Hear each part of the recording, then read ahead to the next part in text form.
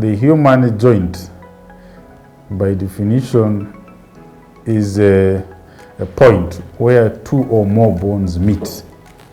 And these joints are of several categories. They are what we call ball and socket joints, they are what we call hinge joints.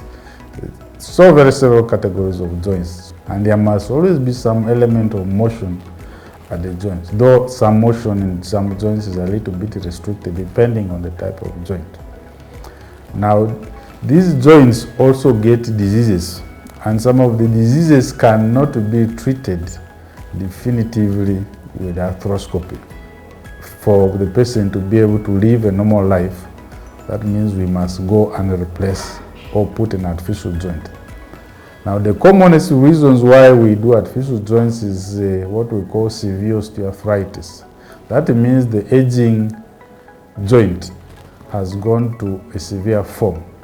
The joints age in 4 stages. There's what is called stage 1, which is a mild stage, usually without symptoms. There's stage 2 with the minor symptoms, but you can do most of the activities of daily living. Then there's stage 3, where there's impairment of activities of daily living. And then stage 4, where you are nearly bedridden or in a wheelchair, and you cannot therefore actively perform activities of daily living. So it is usually stage 4 of the disease process called osteoarthritis that requires joint replacement.